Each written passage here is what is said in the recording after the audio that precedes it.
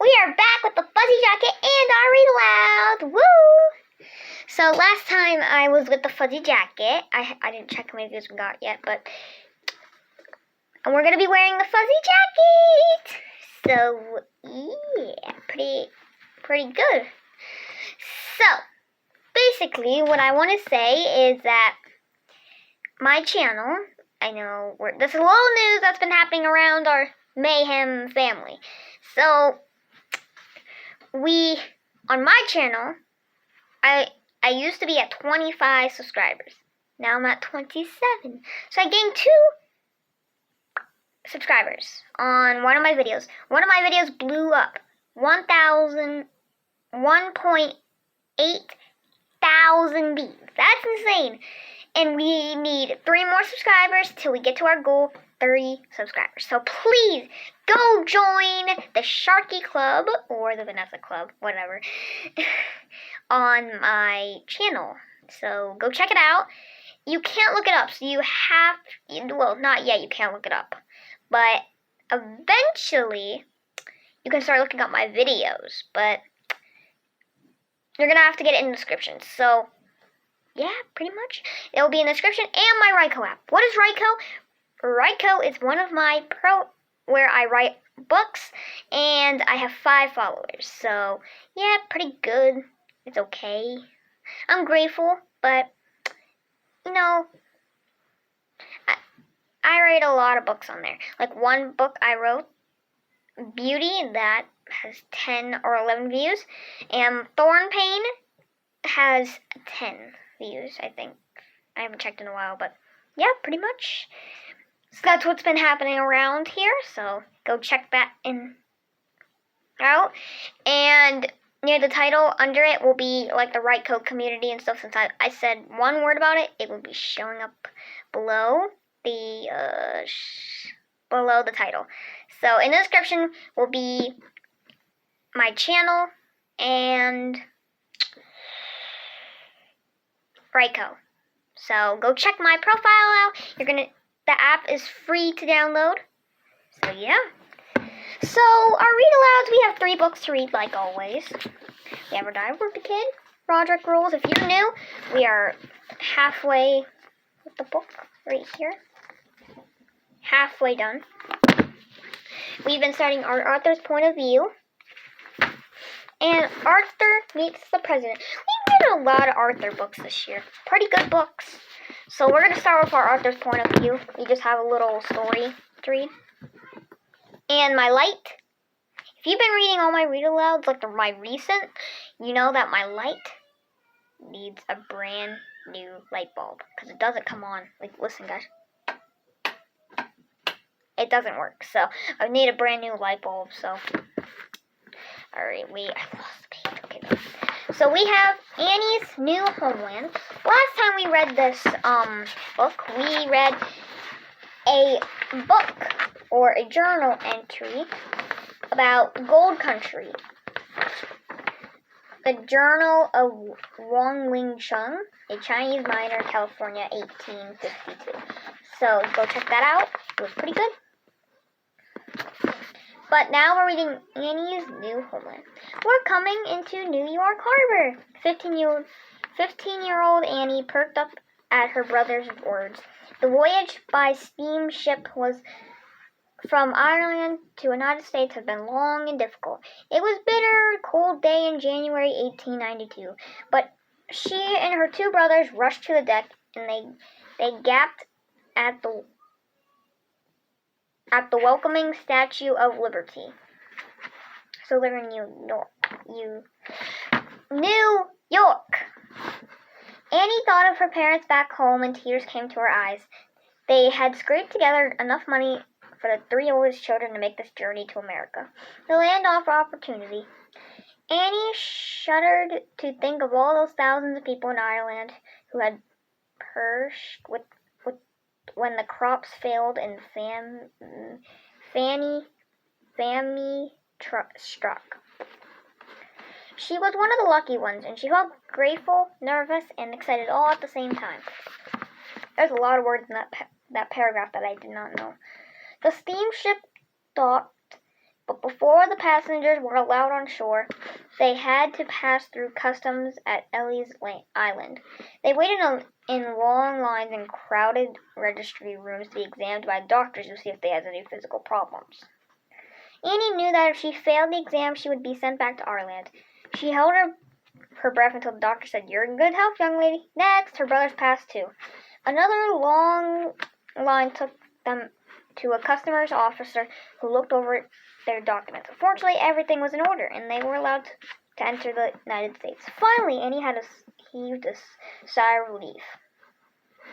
Gathering their belongings, the three headed bravely into New York City. Annie would look for work as a cook or a maid, while her brothers would begin dangerous works of building bridges and railroads. Life would not be easy, but Annie knew that they'd survive if they contributed to their new homeland. So that was Annie's new homeland. It was short, so that's why we started with it first. So tomorrow we got a book about justice and Edenville.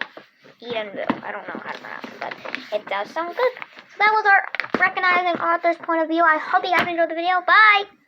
I'm just kidding. We're actually going to start our Rodrick Rules. So let me put this away real quick. Okay. Rodrick Rules.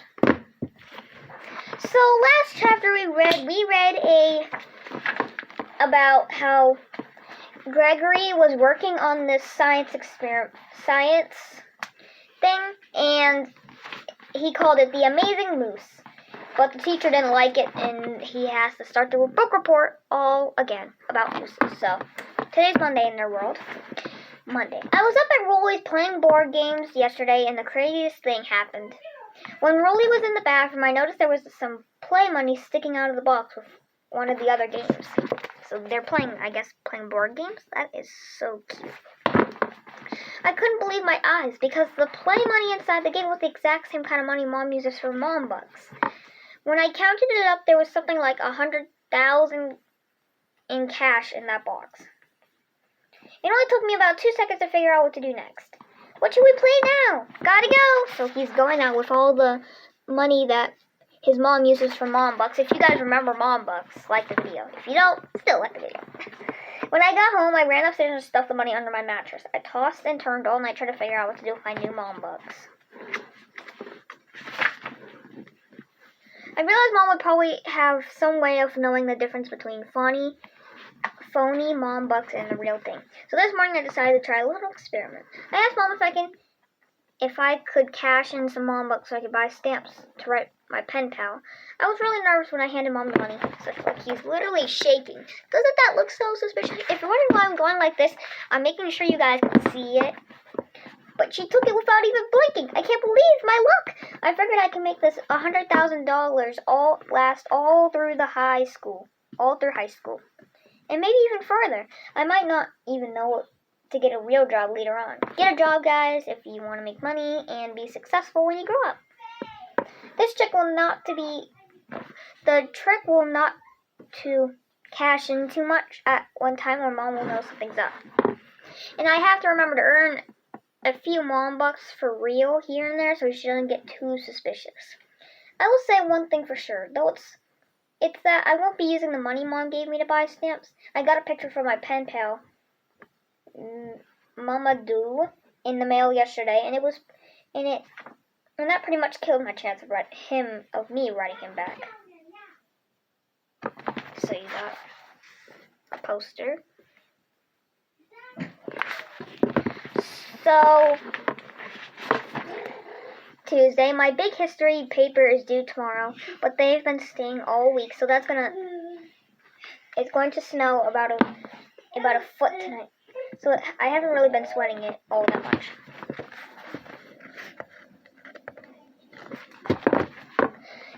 At around 10 o'clock, I peeked out the window to see how many inches of snow were on the ground so far, but I couldn't believe my eyes when I pulled back the curtain. There was no snow whatsoever. Man, I was counting on the school being canceled tomorrow.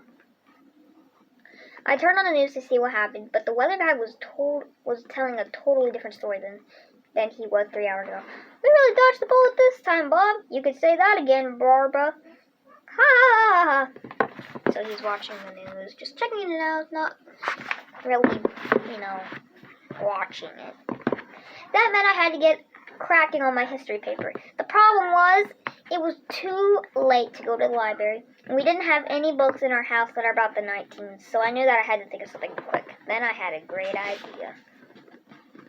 Wait, did I read on too far?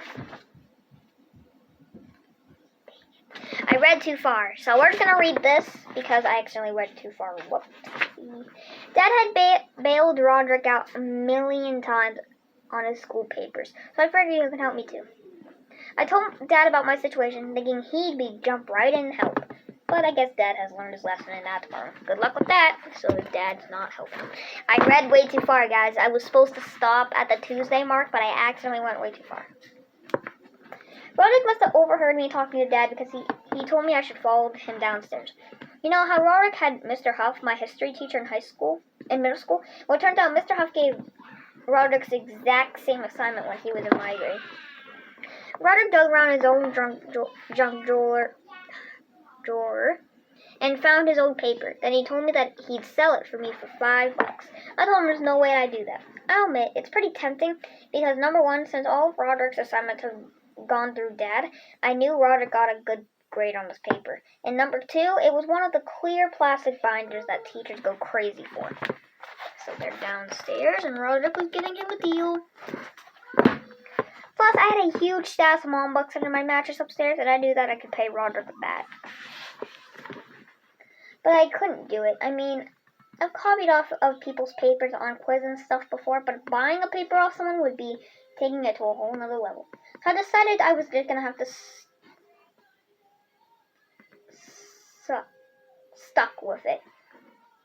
suck up to it, and do the paper myself. I started doing some research on the computer, but at midnight, the worst possible thing happened. The power went out. Oh my god. That is the worst. Every time. This never happened to me before, but I've seen it happen before. One time, just imagine you're just sitting in your room doing this book report, and it's like 5 paragraphs long. Very, very long. And all of a sudden the power goes out and you didn't save it. What do you do now? There's no way I'm typing it again. I'm going to put it in a shorter. There's no way I'm typing it again. Oh, that would suck. That's when I knew I was in some serious trouble. I knew that I'd flunk history if I didn't turn in the paper, so even though I didn't want to, I decided to take Rodrick up on his offer. I scraped together 500 in my mom bucks and went downstairs to the basement, but Rodrick didn't let me off that easy. My fee is going up. He has a candle. Rodrick told me his new price was $20,000 in mom bucks, but I told him I didn't have it, so he just rolled over and went back to sleep. At that point, I was really desperate, so I went upstairs and grabbed a big handful of $1,000 bills and brought them down to Rodrick's room. I gave him the money, but he turned over the paper. I felt really bad about what I did, but I just tried not to think about it and went to sleep.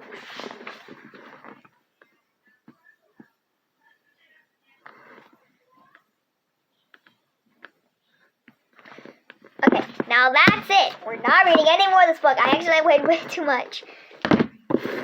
Arthur's President. Arthur meets the president. On the back, there's DW packing up her bags by Mark Brown. So there he is, looking like a tourist and a professional too with that bow.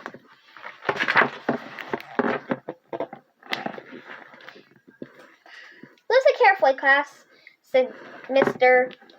Ratburn. This is a national contest, so do your best work. I love contests, Muffy. What do we win? The winner visits the White House in Washington, said Mr. Ratburn. What do we write about? Asked Arthur. The subject is, how can I make America great? Said Mr. Ratburn.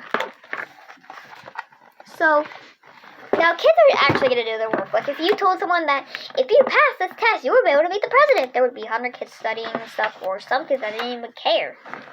I'd be one of those people. Everyone started writing. Arthur started thinking. He thought about the time he and DW helped old Mrs. Tibble clean her yard. He thought about how much more they could do in the neighborhood if the whole class helped. Then he began to write. So everyone started their exams and stuff. Well, on the back they have, like, on the whiteboard, the little full picture. Weeks later, Mr. Hanley, the principal, was opening mail and his hands began to shake. "It's a letter from the president," he gasped. "There is no way that this man right here got a letter from the president. That's insane, man. No way." Mr. Tingley, the secretary, fainted. Purna, who was in the office with a stomach ache, suddenly got better. "Open it," she said. "There's no way that's from the president. What if it's a scam?" "I hope it's a scam. There's no way." Mr. Hanley clicked on the PA system. "Attention, everyone. The President of the United States has written to announce the winner of the How Can I Help Make America Great contest, and the winner is our very own Arthur. He and his class are invited to attend a very special ceremony at the White House." This is not true. Literally, Mr. Rapper's class was wild. So, if I was, like, another person that didn't win, I would be very jealous. Like, come on, man. "Congratulations, Arthur," said Mr. Ratburn. "You'll have to work hard to memorize your paper so you can retrieve it to the president next Wednesday."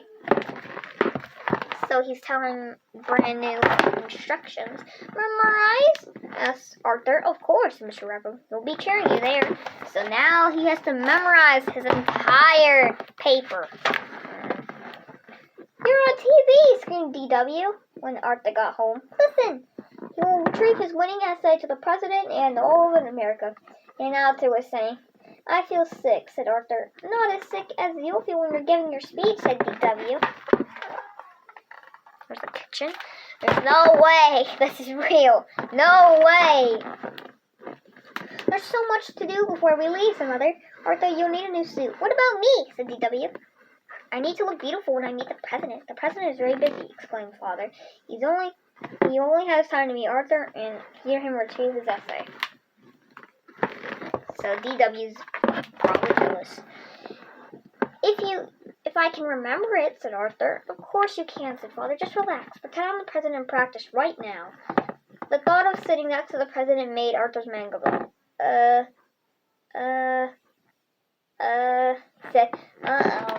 DW. So they're having family dinner. Monday at school, everyone was busy planning the trip. "Oh boy, no homework for 3 days," said Francie. "Not quite," said Miss Rapper. Everyone groaned. "No one likes homework. Boo!" "Each of you will have to do a report," he exclaimed. As we tour Washington on Wednesday, you'll be our guides. So get to work. I'll see you at the airport tomorrow morning." So they all have to go to the airport? What if their parents are busy or something? They're demanded to. Arthur tried to study his speech on the plane. "Don't forget to mention me to the president for the Teacher of the Year award," Mr. Ratburn reminded him. "Aren't you excited?" asked Buster. "I'm too nervous to be excited," Arthur said. "You'll need help," said DW. "I'll make the speech for you. I have a lot of ideas how to run the country." So he's trying to study, and everyone on the plane is just being crazy. How can you study? The night at the hotel, Arthur was too worried to sleep. What in the world are you doing?" asked Father. What if I forget my speech and the president laughs at me?" Arthur said. "The president would never laugh at you," said Father. So he's up late in the mirror trying to study. "Why don't you write your essay on note cards and keep them in your pocket?" he suggested, just in case. "What a great idea," said Arthur. He felt so much better. "Now, try not to worry and go to sleep," said Mother.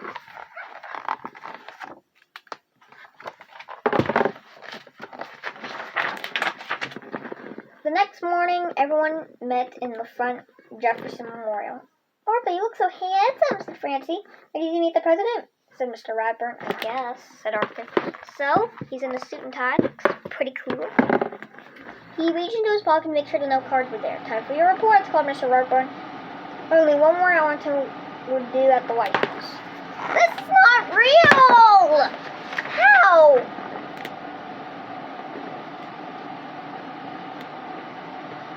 "Our first stop is in the Washington Monument."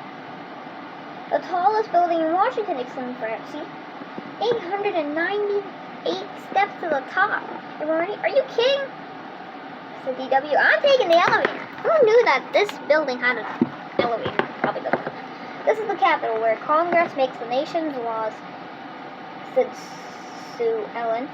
I think we'll know how important it is to be a law, said Mr. Ratburn. The National Museum of the Natural History has great mummies, said Buster. Follow me. No thanks, said Muffy. I'll meet you at the gift shop. So Muffy's going to the gift shop. I would be that person. I'm not too into history stuff. It's not my favorite. The last stop was the White House. It's so big, said Arthur. Not as big as Muffy's house, said DW. What, does Muffy live in a mansion? That thing is huge! The White House was 132 rooms, said the Brian. Every president except George Washington had lived there. It has a barber shop, a clinic, an indoor pool, theater, gym, and its own library. No wonder you have never seen the president in public. All he does is stay in there. Jesus. Then the president's office has fancy gold curtains, just like the ones in our living room, said Muffy. Excuse me, said the president's secretary. The president is arriving. Please follow me to the rose garden. Well, I love the golden floor. That's so pretty. Arthur gulped. It was almost time. He took out his note card. Suddenly a strong wind blew through the garden. Here comes the president, squealed Muffy. My speech, gasped Arthur. Relax, said Mr. Bennet. You'll be fine. D2 wasn't sure. She had a plan. So there's the president coming in his plane. Arthur has never seen so many important-looking people. Good afternoon, Mr. President, he began. When I think about what we can do to make America great again, Arthur began to feel very warm. His knees began to shake. His mind went blank. This is the worst day of my life, he thought. So there's the president. Suddenly Buster giggled. Soon everyone else joined in. Even the president was laughing. Arthur turned bright red. And when Arthur saw what they were laughing at, he laughed too. So there's someone in the tree.